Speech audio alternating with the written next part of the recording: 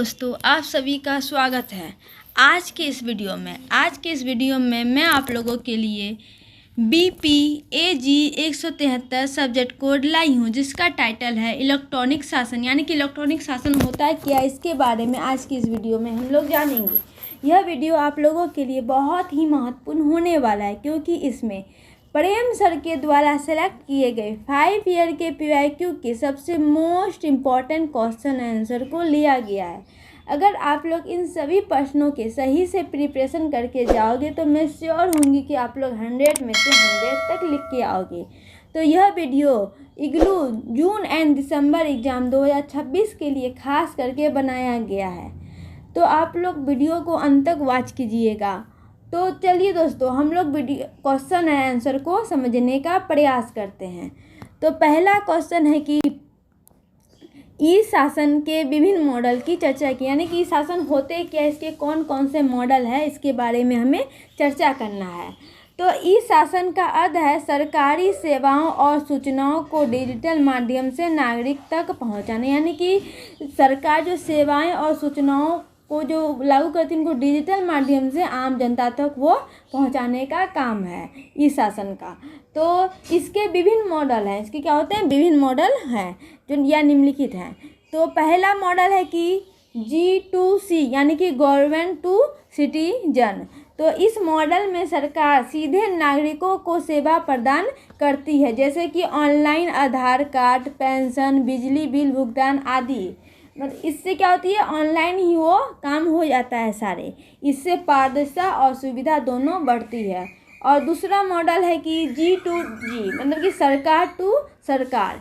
तो इसमें विभिन्न सरकारी विभागों के बीच सूचना और सेवाओं का आदान प्रदान होता है।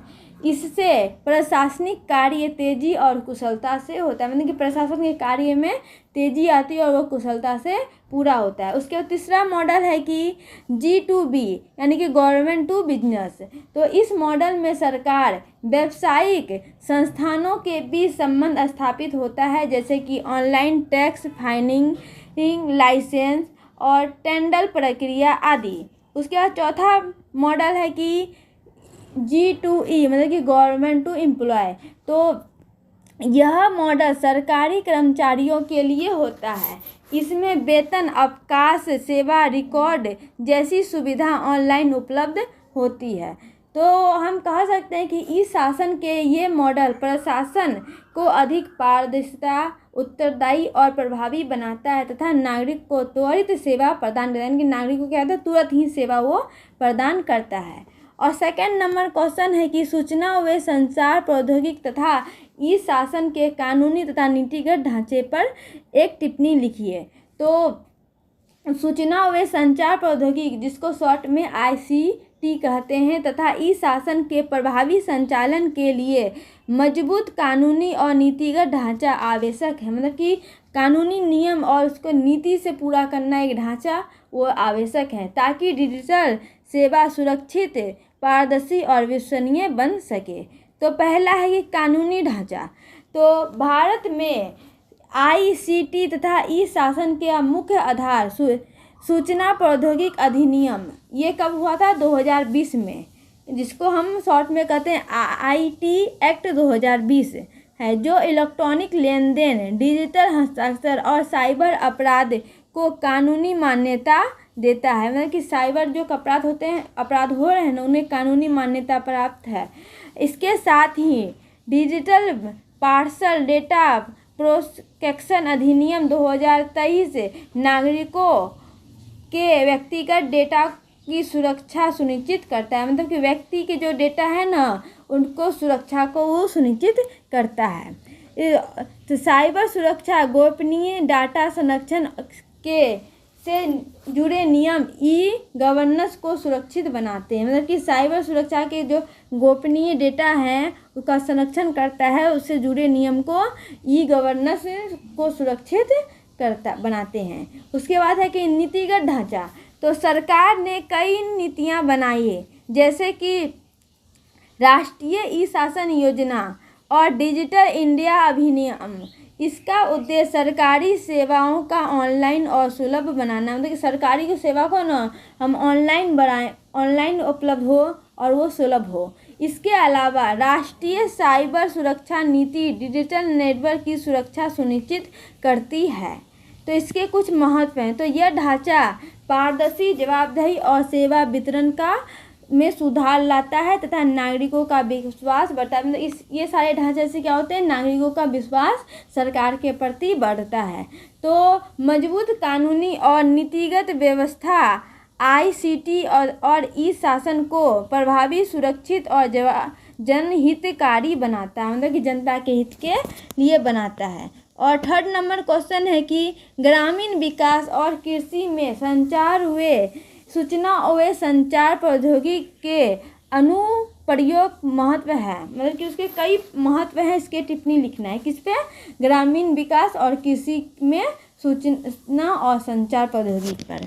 तो आइए देखते हैं आंसर की ओर। तो ग्रामीण विकास और कृषि में सूचना व संचार प्रौद्योगिकी के अनुप्रयोग अत्यंत महत्वपूर्ण है, क्योंकि यह किसान और ग्रामीण समाज को आधुनिक जानकारी और सेवा से जोड़ता है। मतलब कि समाज को जो ग्राम किसान, छोटे किसान है और गांव की जो जनता है उन्हें आधुनिक जानकारी देता है, उन्हें सेवाओं से जोड़ता है।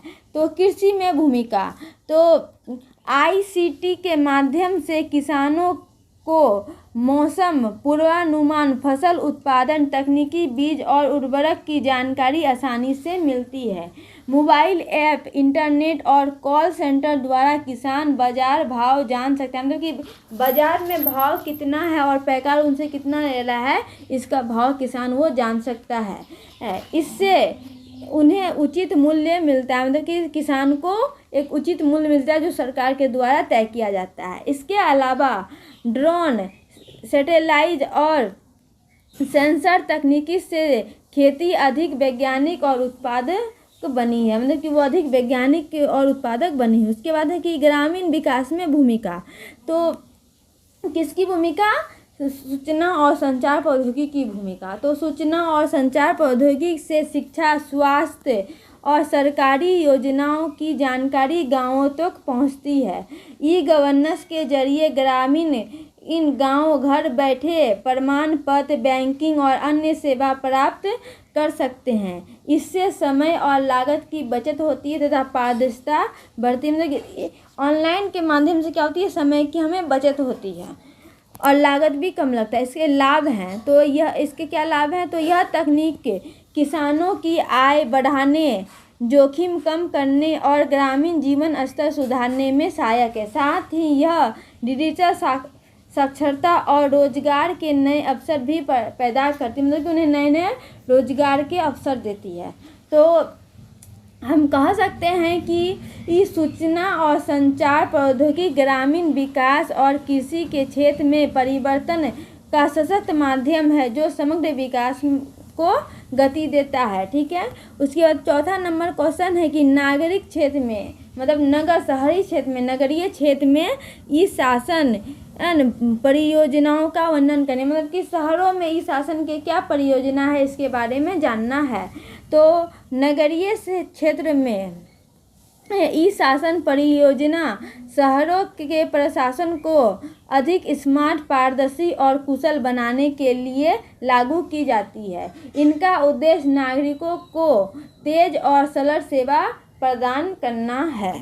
तो मुख्य ई शासन परियोजना, तो ऑनलाइन नागरिक सेवा, मतलब कि ऑनलाइन के थ्रू नागरिकों को सेवा प्रदान करना।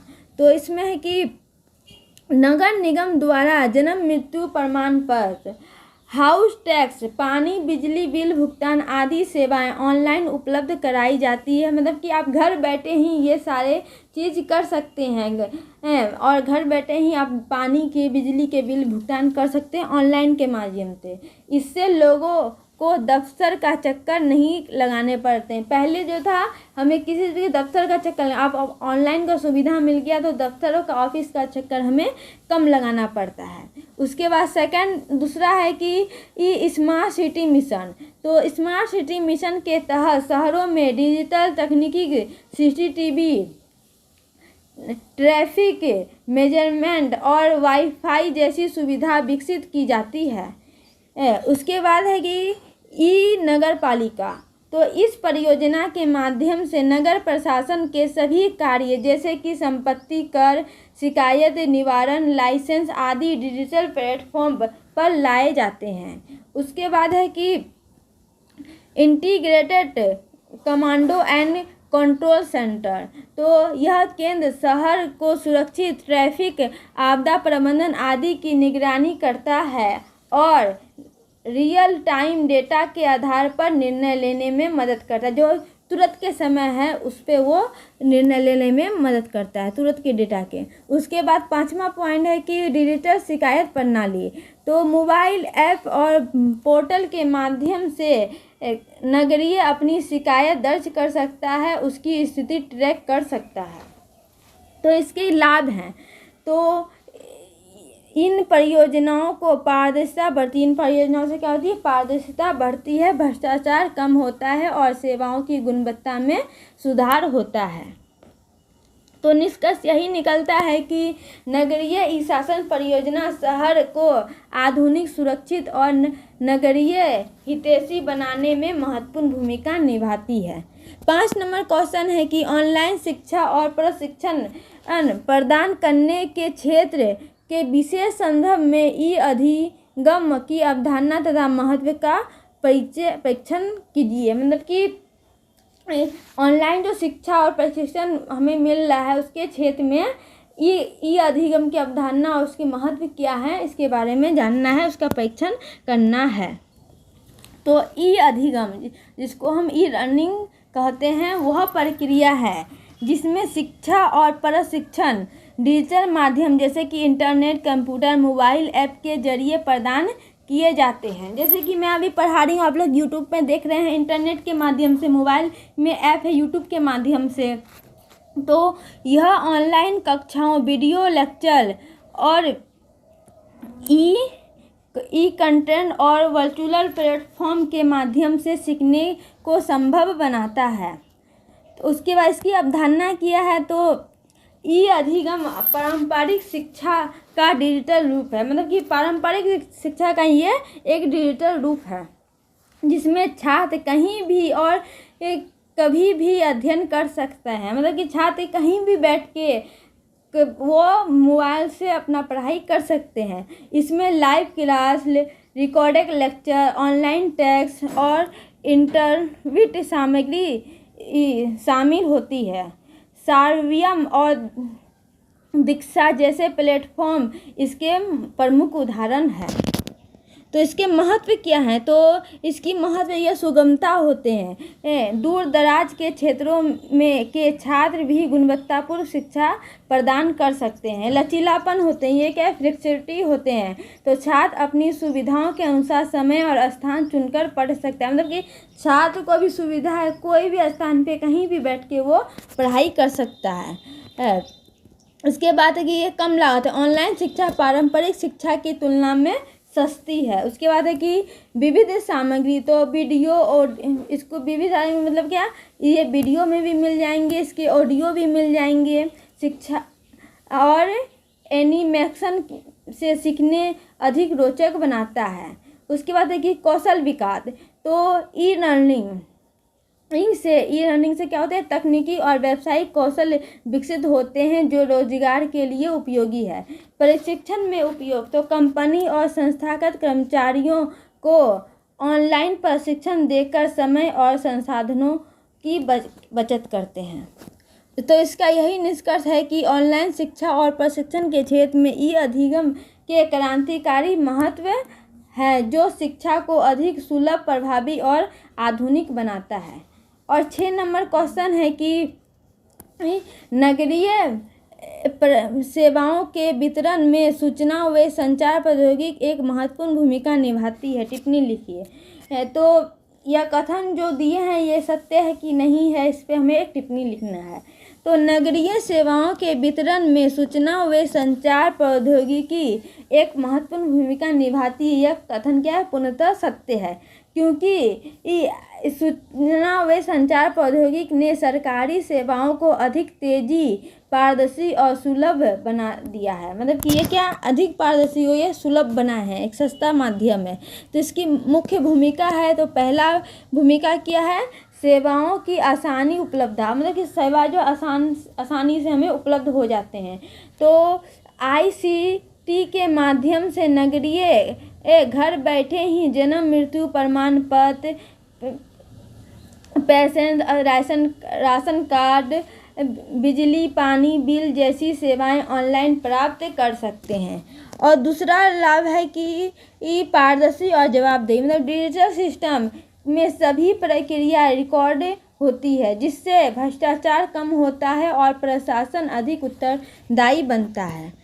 समय और लागत की बचत, तो ऑनलाइन सेवाओं से लंबी कतार और सरकारी दफ्तरों का चक्कर लगाने की आवश्यकता नहीं होती। मतलब कि आप लाइन में लंबे से कतार में खड़ा होने की और बार बार सरकारी दफ्तरों का चक्कर हमें नहीं लगाना पड़ता है, जब ऑनलाइन सुविधा के माध्यम से हमें इससे समय और धन दोनों की बचत होती है। और त्वरित सेवा वितरण, मतलब तुरंत सेवा का वितरण हो जाता है। तो ई-गवर्नेंस प्लेटफॉर्म के जरिए आवेदन स्वीकृत और सेवा प्रदान करने की प्रक्रिया तेज हो जाती है। और समावेशिता, तो ICT ग्रामीण और दूर दराज क्षेत्रों तक सेवाओं को पहुंचाकर डिजिटल समावेश को बढ़ावा देती है। तो उसके बाद है कि शिकायत का निवारण प्रणाली, ऑनलाइन पोर्टल, मोबाइल ऐप के माध्यम से नागरिक अपनी समस्या दर्ज कर सकता है और उनकी स्थिति ट्रैक कर सकता है। मतलब कि हम ऑनलाइन के माध्यम से ही अभी ज़्यादातर कार्य करते हैं। तो इससे यही निष्कर्ष निकलता है कि ICT ग्रामीण सेवाओं के वितरण को अधिक प्रभावी, पारदर्शी और नागरिक केंद्रित बनाता है। यह सुशासन को बढ़ावा मिलता है, मतलब किससे क्या होता है? सुशासन को बढ़ावा मिलता है। और 7 नंबर क्वेश्चन है कि सूचना और संचार प्रौद्योगिकी के अनुप्रयोग के प्रकारों की चर्चा की, यानी कि इसके कौन कौन से प्रकार हैं, इस पे हमें चर्चा करना है।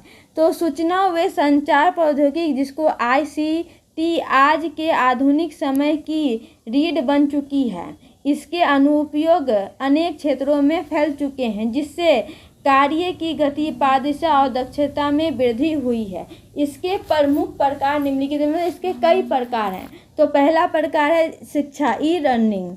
तो ICT का उपयोग शिक्षा के क्षेत्र में ऑनलाइन कक्षाओं, डिजिटल सामग्री, वर्चुअल क्लासरूम और स्मार्ट बोर्ड के रूप में होता है, जिससे दूरस्थ शिक्षा संभव हुई, मतलब कि दूर बैठे के भी दूर दूर तक शिक्षा संभव हुई है और विद्यार्थी कहीं भी कभी भी सीख सकते हैं। जैसे हम मोबाइल के माध्यम से हम कहीं भी बैठ के कभी भी किसी भी टाइम हम सीख सकते हैं, अपनी पढ़ाई कर सकते हैं। उसके बाद है कि ई-शासन, तो सरकार द्वारा नागरिक सेवाओं को ऑनलाइन उपलब्ध कराने के लिए ICT का उपयोग किया जाता है, जैसे कि ऑनलाइन आवेदन, डिजिटल भुगतान, आधार सेवा आदि।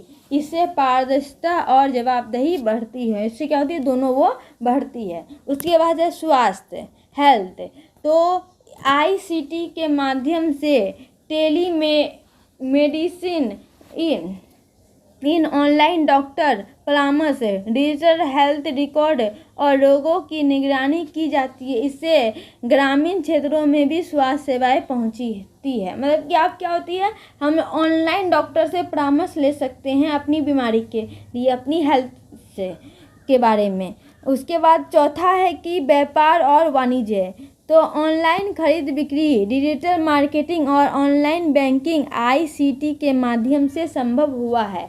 इससे व्यापार का विस्तार और वैश्विक स्तर तक हुआ है। व्यापार का विस्तार कहाँ तक है? वैश्विक स्तर तक हुआ है। उसके 5 नंबर पॉइंट है कि कृषि, एग्रीकल्चर, तो किसान को मौसम की जानकारी, फसल की तकनीक, बाजार मूल्य और सरकारी योजना की जानकारी ICT के माध्यम से मिलती है। इससे उनकी उत्पादकता बढ़ती है। उसके बाद बैंकिंग और वित्त, तो net banking, mobile banking, ATM और डिजिटल पेमेंट सिस्टम आईसीटी के उदाहरण है। इससे लेन देन तेज और सुरक्षित हो गया। उसके बाद है कि मनोरंजन, तो आईसीटी के जरिए online game, video streaming, social media आदि का उपयोग होता है। इससे मनोरंजन के साधन अधिक सुलभ और विविध हुए हैं। मतलब कि मनोरंजन जैसे आप कहीं बैठ के रील्स वगैरह देखते हैं, वो मनोरंजन है। ये किसके जरिए हुआ है? तो सूचना और संचार प्रौद्योगिकी के जरिए ही हुआ है।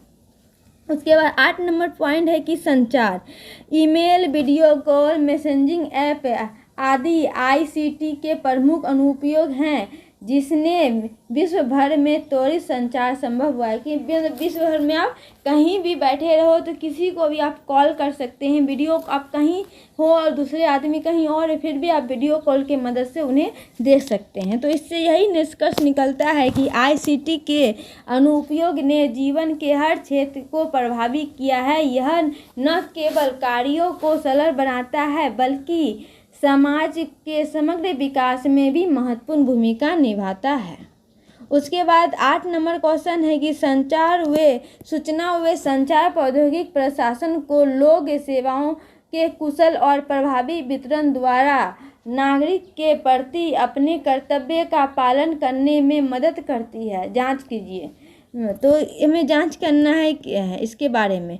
तो सूचना व संचार प्रौद्योगिकी ने प्रशासनिक कार्यपालिका को आधुनिक, पारदर्शिता और जवाबदेह बनाया है। डिजिटल माध्यम के उपयोग से सरकार नागरिकों तक सेवा तेजी और सटीकता से पहुंचा पा रही। मतलब डिजिटल सेवा के माध्यम से सरकार हम आम जनता तक आसानी से वो सेवा पहुंचा पा रही है।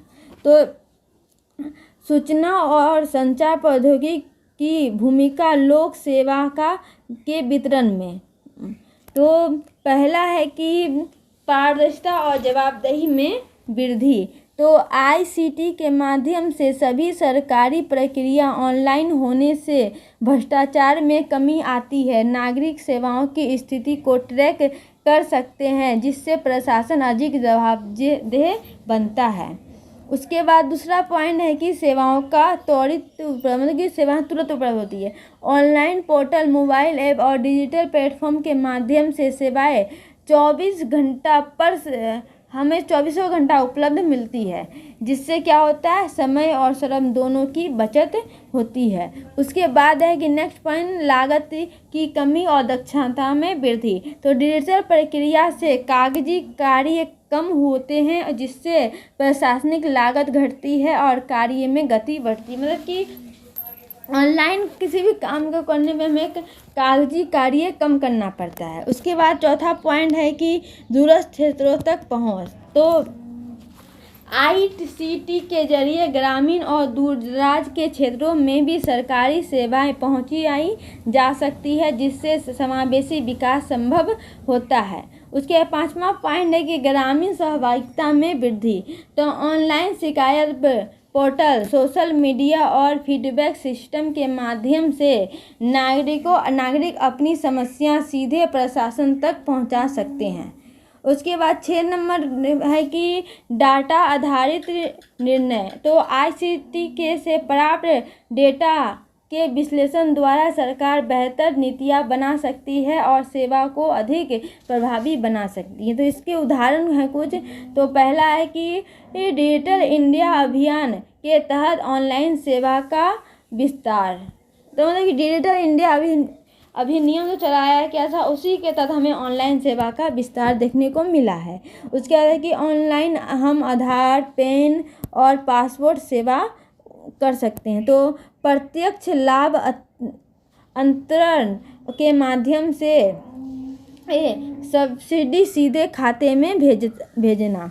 उसकी चुनौतियां हैं, तो डिजिटल साक्षरता में की कमी आती है। इंटरनेट और तकनीकी अवसंरक्षण की असमानता, साइबर सुरक्षा में खतरा और डेटा गोपनीयता से जुड़े मुद्दे। तो इसका निष्कर्ष क्या निकलता है? तो आईसीटी ने प्रशासन को अधिक कुशल, पारदर्शी और नागरिक केंद्रित बनाया है। हालांकि कुछ चुनौतियां मौजूद है, फिर भी यह स्पष्ट है कि सूचना व संचार प्रौद्योगिकी प्रशासन को अपने कर्तव्य का प्रभावी ढंग से निर्वहन करने में महत्वपूर्ण भूमिका निभाती है। मतलब कि उसको निभाने में वो अपनी महत्वपूर्ण भूमिका निभा रही है। उसके बाद 9 नंबर क्वेश्चन है कि आंध्र प्रदेश में ई पंचायत की परियोजना पर एक टिप्पणी। आंध्र प्रदेश में ई पंचायत की क्या परियोजना, उन्होंने क्या क्या योजना बनाए हैं, इस पे हमें एक टिप्पणी लिखना है। तो आंध्र प्रदेश में ई पंचायत परियोजना ग्रामीण प्रशासन को डिजिटल और पारदर्शी बनाने में एक महत्वपूर्ण पहल है। इस परियोजना का उद्देश्य है पंचायत स्तर पर सरकारी सेवाओं का सरल, तेज और प्रभावी ढंग से नागरिक तक पहुंचाना है। इसके माध्यम से सूचना व संचार प्रौद्योगिकी का उपयोग कर ग्राम पंचायत के कार्यों को कंप्यूटरीकरण करना, मतलब कि कंप्यूटर से कार्य को करना है। ई पंचायत के अंतर्गत जन्म मृत्यु प्रमाण पत्र, कर संग्रहण, पेंशन वितरण, भूमि संबंधी जानकारी तथा विभिन्न सरकारी योजनाओं की जानकारी ऑनलाइन उपलब्ध कराई जाती है। इससे नागरिकों को बार बार कार्यालय जाने की आवश्यकता नहीं पड़ती और समय की बचत होती है।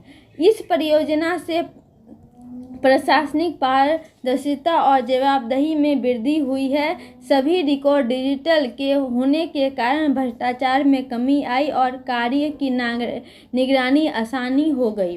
साथ ही पंचायत प्रतिनिधि को निर्णय लेने में सटीक डेटा प्राप्त होता है, जिससे योजना को बेहतर और क्रियान्वयन संभव होता है। हालांकि डिजिटल साक्षरता की कमी, इंटरनेट कनेक्टिविटी की समस्या, तकनीकी प्रशिक्षण की आवश्यकता जैसी चुनौतियां भी सामने आती हैं। मतलब कि हमें इंटरनेट को कनेक्ट करने की समस्या होती है और इसकी कई चुनौतियां हमें सामना करना पड़ता है। अंततः आंध्र प्रदेश की ई पंचायत परियोजना ग्रामीण विकास और सुशासन की दिशा में एक प्रभावी कदम है, जो नागरिकों को सशक्त बनाती है और प्रशासन को अधिक कुशल बनाती है। और 10 नंबर क्वेश्चन है कि शहरी क्षेत्र में ई शासन परियोजना पर एक टिप्पणी लिखें। यानी कि शहरी क्षेत्र में ई शासन की परियोजना, ई शासन ने कौन कौन से परियोजना लागू किए हैं, इस पर हमें एक टिप्पणी लिखना है। तो आइए देखते हैं क्या इसकी आंसर। तो शहरी क्षेत्र में ई शासन परियोजना प्रशासन को अधिक पारदर्शी, तेज और प्रभावी बनाने में महत्वपूर्ण भूमिका निभाती है। इन परियोजनाओं के माध्यम से नागरिक सेवाओं को ऑनलाइन प्लेटफॉर्म पर उपलब्ध कराया जाता है, जिससे लोगों को सरकारी दफ्तर के चक्कर नहीं लगाने पड़ते हैं। मतलब कि ऑनलाइन सुविधा आ जाने के बाद लोग सरकारी दफ्तरों को ज़्यादा चक्कर वो नहीं लगाते हैं। उसके बाद है कि नगर पंचायत जल आपूर्ति, संपत्ति कर, जन्म मृत्यु प्रमाण पत्र, बिजली बिल भुगतान जैसी सेवाएं अब डिजिटल माध्यम से आसानी से प्राप्त की जा सकती है। इससे समय और लागत दोनों की बचत होती है। शहरी ई शासन परियोजना में ऑनलाइन पोर्टल, मोबाइल ऐप्स और स्मार्ट कियोस्क का उपयोग किया जाता है, जिससे सेवा की पहुंच बढ़ती है। तो इन परियोजनाओं से भ्रष्टाचार में क्या आती है, कमी आती है, क्योंकि प्रक्रिया स्वचालित और पारदर्शी हो जाती है। साथ ही डेटा प्रबंधन बेहतर होने से प्रशासनिक निर्णय लेने में अधिक प्रभावी होता है। हालांकि कुछ चुनौतियां भी हैं, जैसे डिजिटल साक्षरता की कमी। मतलब कि सब लोगों को अभी ऑनलाइन डिजिटल साक्षरता का ज्ञान नहीं है। इंटरनेट का असमान उपलब्ध और तकनीकी समस्या। मतलब कि इंटरनेट में कभी कभी समस्या आने लगती है, फिर भी सरकार की पहल जैसे smart city mission, digital India के तहत ई शासन को लगातार बढ़ावा दिया जा रहा है। अंततः ई शासन परियोजना शहरी क्षेत्र को सरल, सुविधाजनक और आधुनिक बनाने में अहम योगदान दे रही है। तो उसके बाद है कि 11 नंबर क्वेश्चन, ई व्यापार के लाभों पर चर्चा करें कि ई व्यापार के क्या क्या लाभ हैं, तो इसके है हमें चर्चा करना है। तो ई व्यापार का अर्थ है इंटरनेट के माध्यम से वस्तुओं और सेवाओं की खरीद बिक्री। जैसे आप कोई ऐप से, जैसे मीशो, मिंत्रा, फ्लिपकार्ट, अमेजोन से आप किसी भी सामान को ऑर्डर दे के मंगवाते हैं तो वो ई व्यापार के अंतर्गत आएगी, क्योंकि आप उन्हें ऑनलाइन के माध्यम से मंगा रहे हैं। तो आधुनिक समय में यह व्यापार का एक महत्वपूर्ण माध्यम बन चुका है। इसके अनेक लाभ हैं। तो पहला लाभ है कि ई व्यापार 24/7 मतलब कि 24 घंटा उपलब्ध रहता है, जिससे ग्राहक कभी भी खरीदारी कर सकता है, जिससे समय और श्रम की बचत होती है। दूसरा है कि इसमें भौगोलिक सीमाएं समाप्त हो जाती है और ग्राहक देश विदेश से वस्तुएं खरीद सकते हैं। मतलब कि आप कहीं भी बैठे हो, लेकिन ऑनलाइन के माध्यम से, डिजिटल माध्यम से आप घर बैठे कहीं कोई भी देश से आप ऑनलाइन सामान मंगा सकते हैं। और तीसरा महत्व है कि ग्राहकों को विभिन्न उत्पादों की कीमत और गुणवत्ता की तुलना करने की सुविधा मिलती है, जिससे वो बेहतर निर्णय ले पाते हैं। मतलब कि आप उन्हें उसके मूल्य की, उसके कीमतों की, सामान की गुणवत्ता वो कैसी है, इसकी तुलना आप कर सकते हैं। और चौथा है कि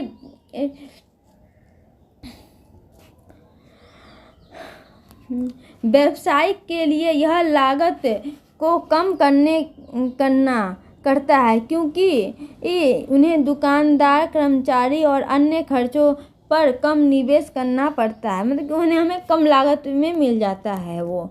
और पांचवा है कि डिजिटल भुगतान प्रणाली जैसे यूपीआई, नेट बैंकिंग और कार्ड भुगतान का लेन देन को तेज और सुरक्षित बनाते हैं। इसके अलावा ई व्यापार में होम डिलीवरी की सुविधा, छूट और ऑफर्स भी ग्राहकों को आकर्षित करता है।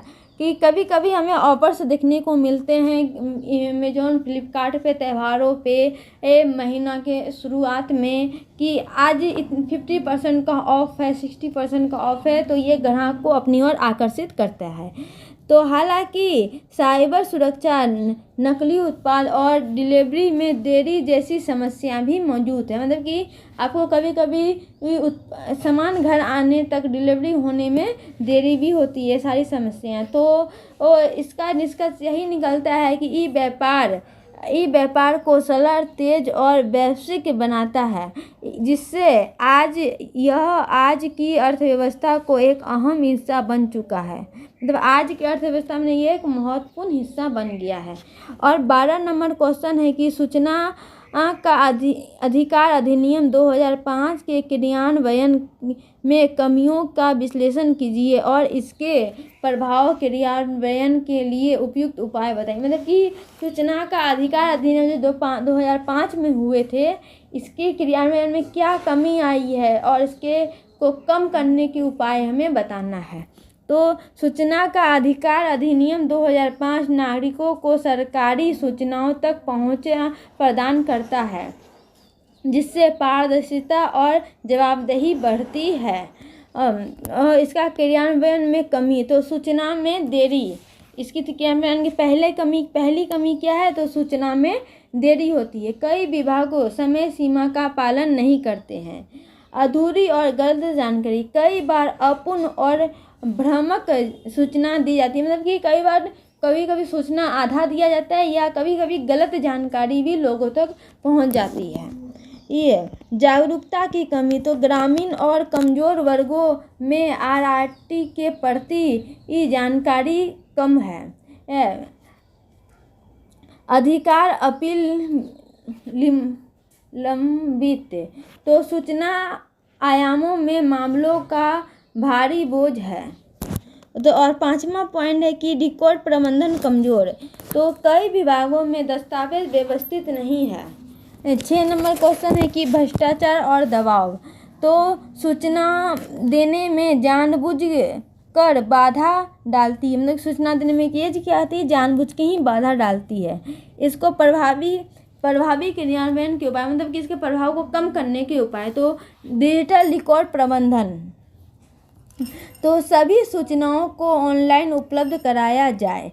अधिकारियों का प्रशिक्षण, तो आरटीआई से जुड़े आरटीआई मतलब सूचना अधिकार अधिनियम से जुड़े कर्मचारियों को नियमित प्रशिक्षण दिया जाए।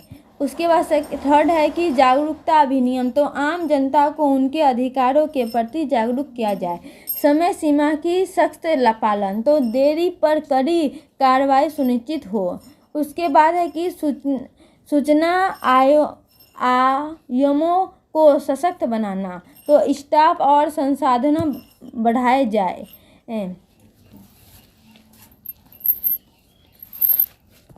प्रोएक्टिव डिस्क्लोजर, तो अधिक से अधिक जानकारी स्वतः सार्वजनिक की जाए, मतलब कि खुद ही वो सार्वजनिक हो जाए। तो इससे यही निकलता है कि उचित साधनों के माध्यम से सूचना का अधिकार अधिनियम 2005 को और प्रभावी बनाया जा सकता है, जिससे सुशासन और लोकतंत्र मजबूत होगा।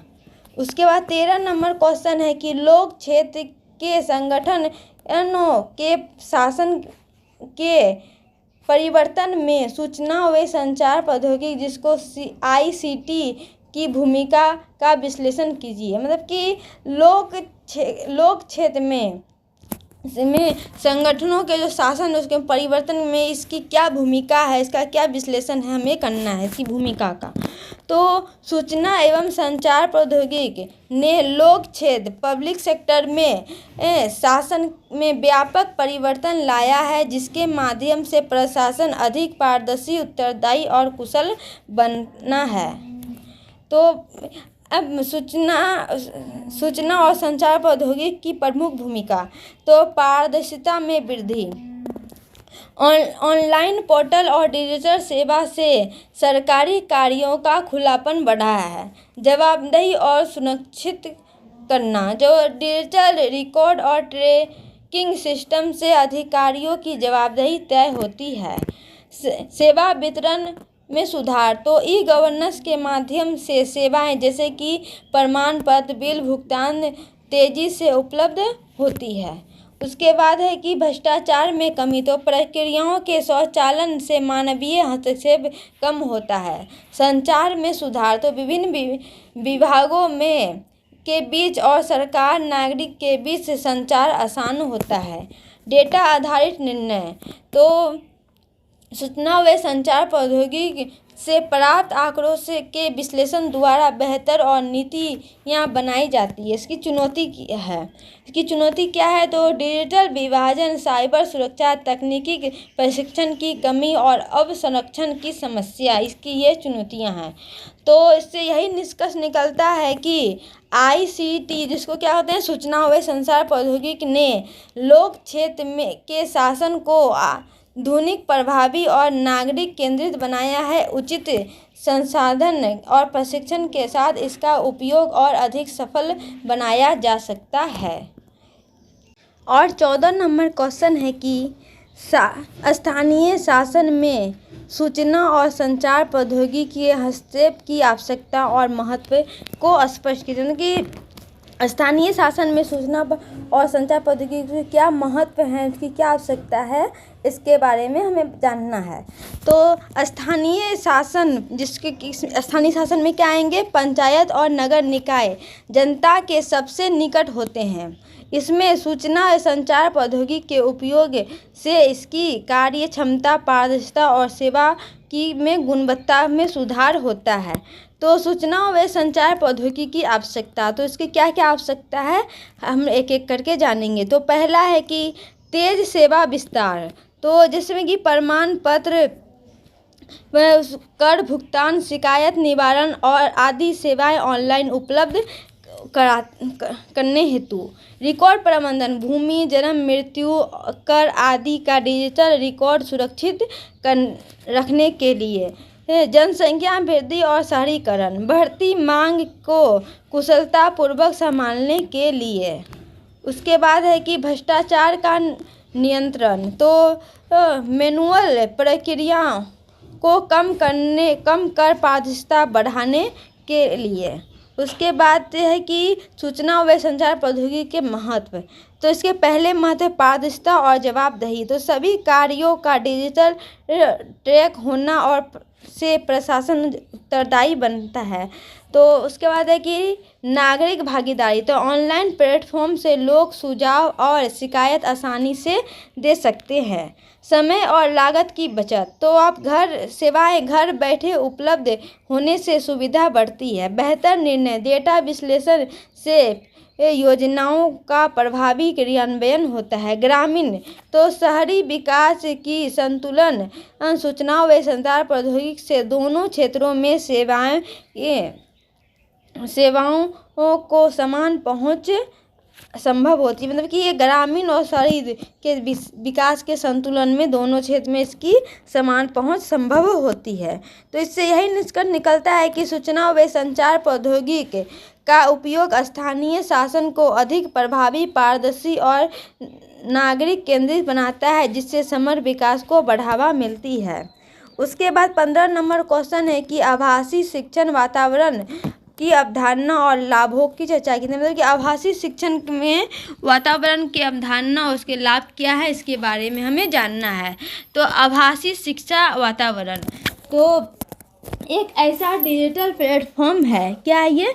एक ऐसा डिजिटल प्लेटफॉर्म है जहां शिक्षक और छात्र इंटरनेट के माध्यम से शिक्षा और प्राप्त होता है। ठीक है, शिक्षा क्या होता है? प्राप्त होता है, जिसमें ऑनलाइन कक्षा, अध्ययन सामग्री, असाइनमेंट और मूल्यांकन शामिल है। तो इसकी अवधारणा क्या है? तो आभासी शिक्षा वातावरण में शिक्षा भौतिक कक्षा से हटकर वर्चुअल माध्यम में होती है। इसमें video lecture, e box, quiz, चर्चा मंच और लाइव इंटरैक्शन की सुविधा होती है। छात्र अपनी गति और समय अनुसार सीख सकता है। मतलब कि इसमें कि आप चाहो तो आप तेज़ी भी इसको कर सकते हो, इसको कम भी कर सकते हैं। तो छात्र अपनी गति के अनुसार उसमें वो सीखते हैं। तो इसके लाभ क्या है? तो ये लचीलापन होते हैं, छात्र कहीं भी और कभी भी पढ़ सकते हैं। उसके बाद है कि दूसरा लाभ है समय और लागत की बचत। तो यात्रा और अन्य खर्चे कम होते हैं। आप घर बैठे सीख सकते हैं, कहीं आपको क्लास करने के लिए बाहर नहीं जाना पड़ता है।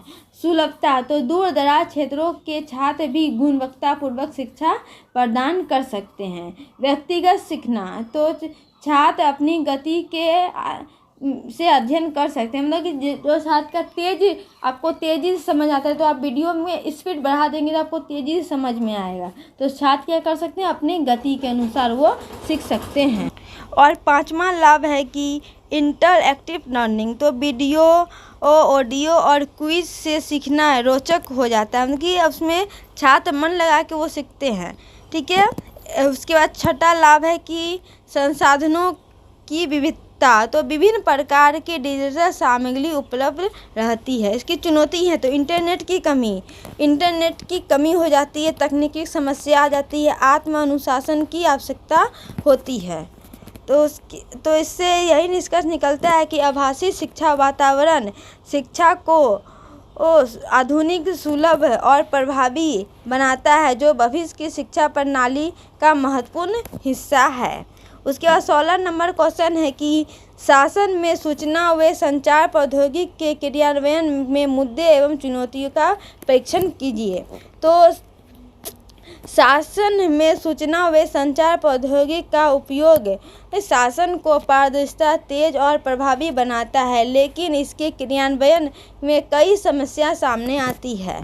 तो मुख्य मुद्दे और चुनौती, तो डिजिटल विभाजन। तो मतलब इसका क्या हुआ कि ग्रामीण और शहरी क्षेत्रों के बीच इंटरनेट और तकनीकी की असमानता। मतलब शहर में आपका इंटरनेट बहुत फास्ट चलता है, लेकिन गांव में आपका इंटरनेट बहुत ही स्लो चलता है। तो ये असमान पहुंच है। अब संरक्षण की कमी, तो बिजली, इंटरनेट और हार्डवेयर की पर्याप्त उपलब्धता नहीं होता है। उसके बाद है कि तकनीकी कौशल की कमी, तो कर्मचारी नागरिकों में डिजिटल साक्षरता का अभाव है। वो डिजिटल के बारे में पता ही नहीं है, इंटर के बारे में बहुत किसी को पता ही नहीं है। है। तो उसके बाद साइबर सुरक्षा खतरा, तो डेटा चोरी, हैकिंग और गोपनीयता से जुड़ी समस्या।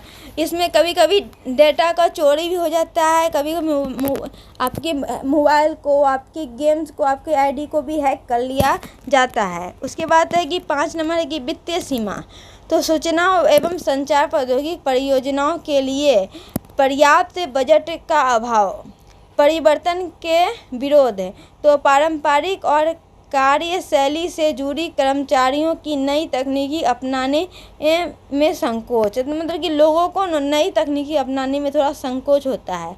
समग्रता की कमी, तो विभिन्न विभागों के बीच तालमेल का अभाव होता है। डेटा प्रबंधन की समस्या, सही और अद्यतन डेटा का अभाव होता है। तो इससे यही निष्कर्ष निकलता है कि इन चुनौती को दूर करने के लिए बेहतर अवसंरक्षण, प्रशिक्षण, साइबर सुरक्षा उपाय और जागरूकता आवश्यक है। उचित परियोजनाओं और क्रियान्वयन से आईसीटी शासन को अधिक प्रभावी और नागरिक केंद्रित बनाया जा सकता है, मतलब कि वो क्या होता है, बना सकता है।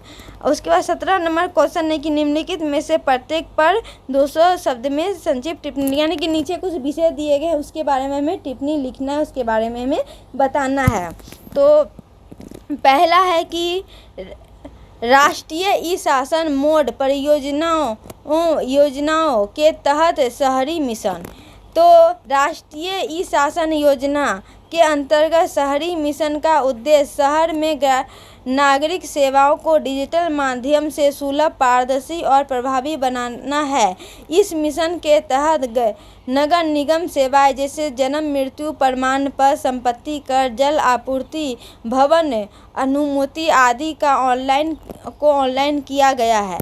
ई नगर पालिका और अन्य आईसीटी आधारित प्रणाली के माध्यम से प्रशासनिक कार्य में तेजी और जवाबदेही बढ़ी, जिससे नागरिकों को घर बैठे सेवा मिली है और भ्रष्टाचार में कमी आती है। यह मिशन शहरी शासन को आधुनिक और नागरिक केंद्रित बनाता है। उसके बाद ख नंबर है कि ई व्यापार, जिसको हम कॉमर्स करते हैं, उसकी सीमा, तो ई व्यापार के अनेक लाभ होने के बावजूद इसकी कुछ महत्वपूर्ण सीमाएं भी हैं, जैसे साइबर सुरक्षा का खतरा, हैकिंग, डाटा चोरी, ऑनलाइन धोखाधड़ी की जोखिम रहता है, उत्पादन की गुणवत्ता पर संदेह, तो ग्राहक वस्तुओं को पहले देख या परख नहीं सकते हैं।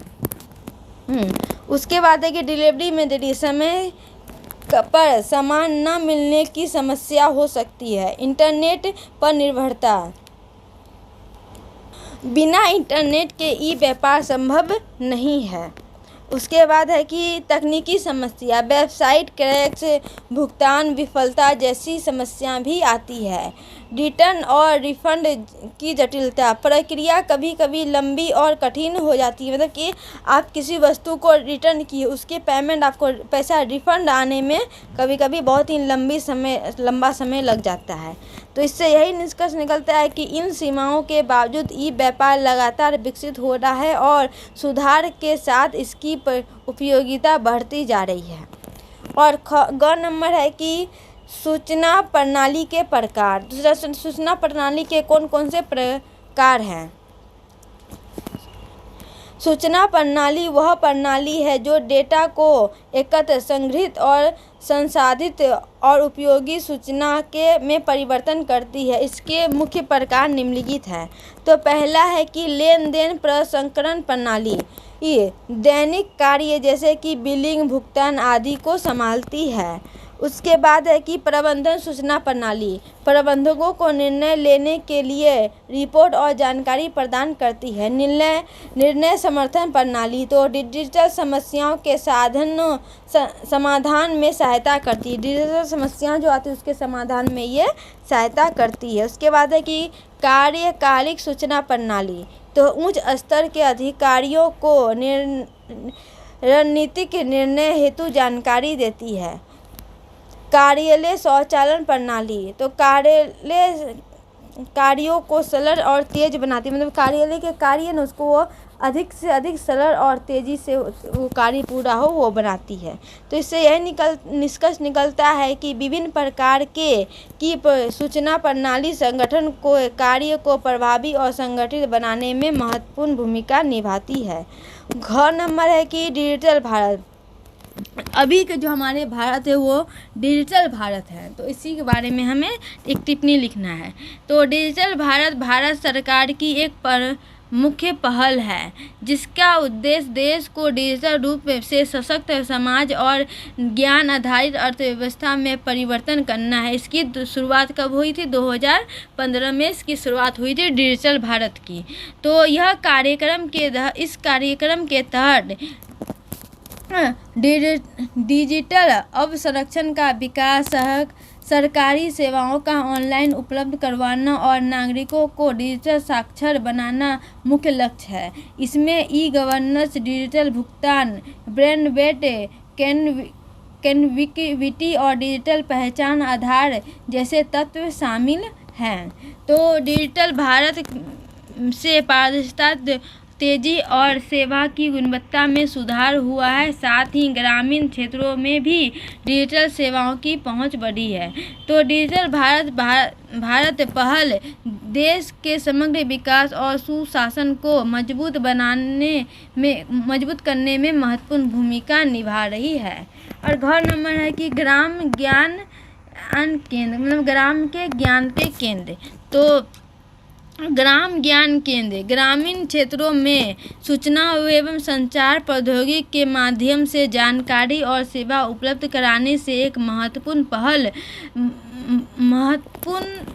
माध्यम है, जिसका उद्देश्य ग्रामीण जनता को कृषि, शिक्षा, स्वास्थ्य, रोजगार और सहकारी योजना से संबंधित जानकारी प्रदान करती है। इन केंद्रों में इंटरनेट, कंप्यूटर, डिजिटल उपकरण के माध्यम से किसानों को आधुनिक खेती की तकनीक, मौसम की जानकारी, बाजार भाव की सूचना दी जाती है। साथ ही छात्रों को ई लर्निंग, नागरिकों को ई गवर्नेंस सेवा भी मिलती है। ग्राम ज्ञान केंद्र डिजिटल साक्षरता बढ़ाने और ग्रामीण विकास को गति देने में आवश्यक है। तो